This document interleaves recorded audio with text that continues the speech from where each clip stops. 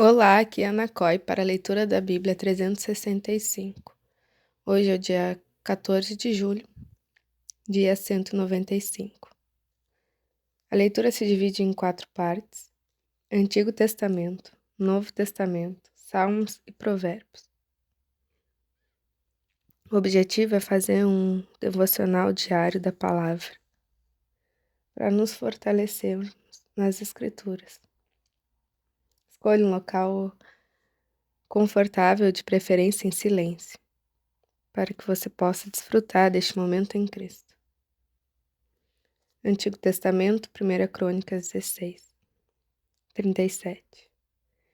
Então Davi deixou Asaf e seus irmãos ali diante da arca da aliança do Senhor, para ministrarem continuamente diante dela, segundo o que estava ordenado para cada dia. Também deixou Obed-edom com os seus irmãos, em número de 68, bem como Obed-edom, filho de Jedutum, e Osa, para serem porteiros. E deixou Zadok, o sacerdote, e os sacerdotes, seus irmãos, diante do tabernáculo do Senhor, um lugar alto de Gibeão, para oferecerem continuamente ao Senhor os holocaustos sobre o altar dos homens, de manhã e de tarde, segundo tudo que está escrito na lei que o Senhor havia ordenado a Israel. E com eles deixou Emã e Jedutum, e os demais escolhidos que foram nominalmente designados para louvarem o Senhor, porque a sua misericórdia dura para sempre. Portanto, com eles estavam Emã e Jedutum, que faziam ressoar trombeta, símbolos e instrumentos musicais usados para louvar a Deus. Os filhos de Jedutum eram porteiros.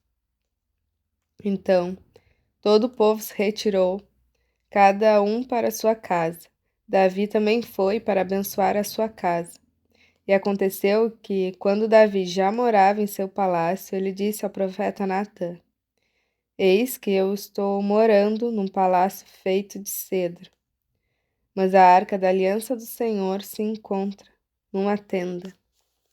Então Natã disse a Davi: Faça tudo o que estiver em seu coração, porque Deus está com você.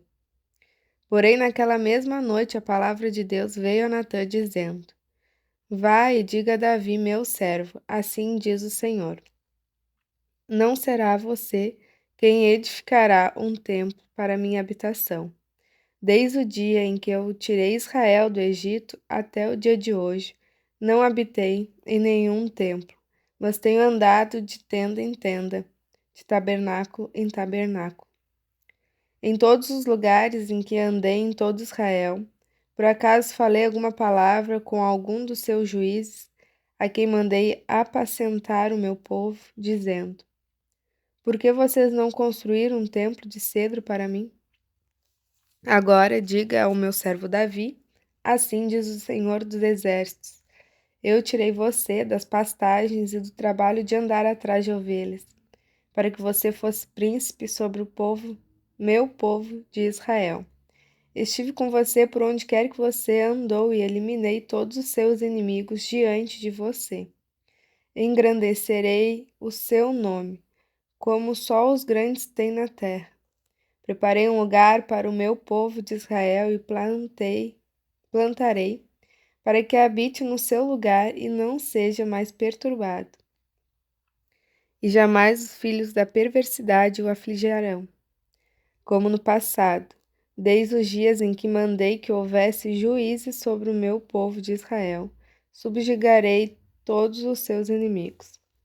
Também lhe faço saber que o Senhor fará uma casa para você, quando se cumprirem os seus dias e você for para junto de seus pais. Então farei surgir depois de você o seu descendente, um dos seus filhos, e estabelecerei o reino dele. Ele edificará um templo para mim, e eu estarei para sempre o trono dele.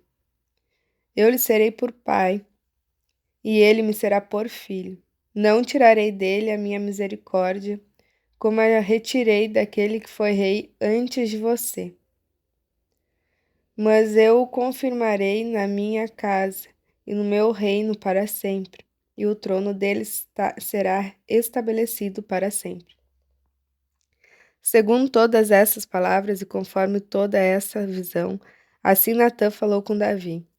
Então o rei se pôs diante do Senhor e disse: Quem sou eu, Senhor Deus, e qual é a minha casa, para que me tenhas trazido aqui, até aqui? E como se isso fosse pouco aos teus olhos, ó Deus, também falaste a respeito da casa de teu servo para tempos distantes. E me trataste como se eu fosse um homem ilustre, ó Senhor Deus. Que mais ainda te poderá dizer Davi a respeito das honras feitas a teu servo? Pois tu conheces bem o teu servo, ó Senhor, por amor do teu servo e segundo o teu coração, fizeste toda esta grandeza para tornar conhecidas todas as grandes coisas. Senhor, não há ninguém semelhante a ti, e não há outro Deus além de ti, segundo tudo que nós mesmos temos ouvido.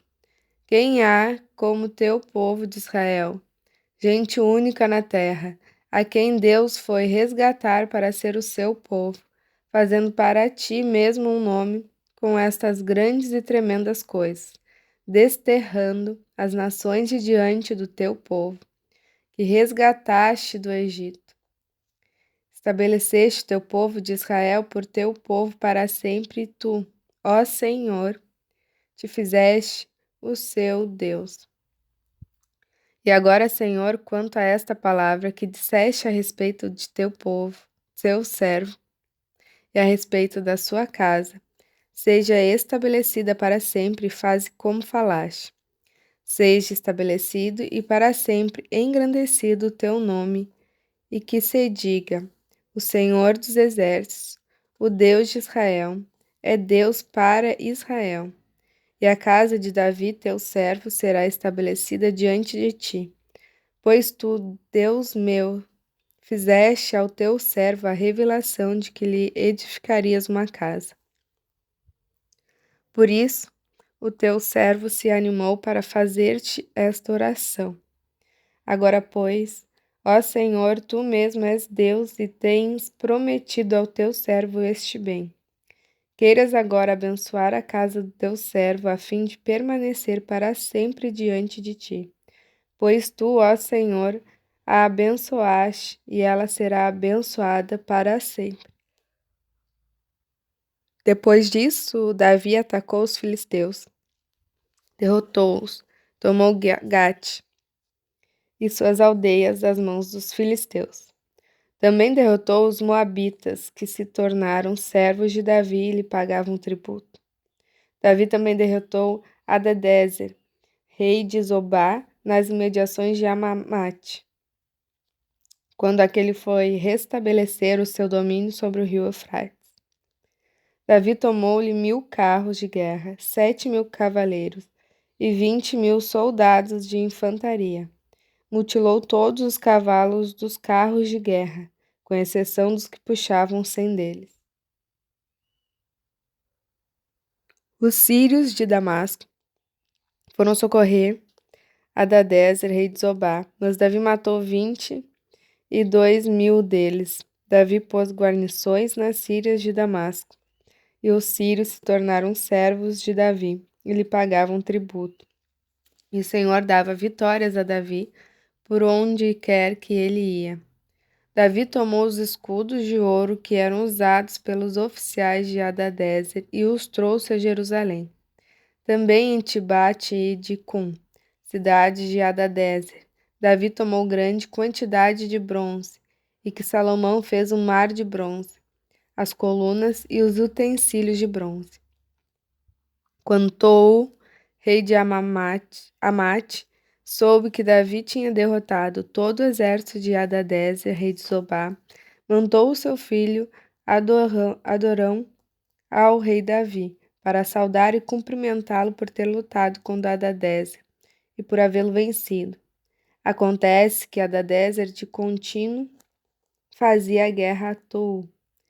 Adorão trouxe consigo objetos de ouro, de prata e de bronze, que que o rei Davi consagrou ao Senhor, juntamente com a prata e o ouro que havia trazido de todas as demais nações, de Edom, de Moabe, dos filhos de Amon, dos filisteus e de Amaleque.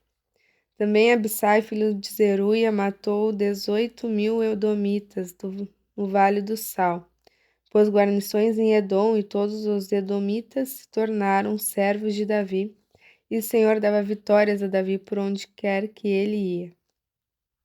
Davi reinou sobre todo Israel, julgava e fazia justiça a todo seu povo. Joabe, filho de Zeruia, era comandante do exército. Josafá, filho de Ailude, era cronista.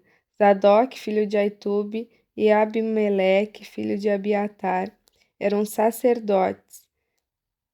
E Saúsa era o escrivão.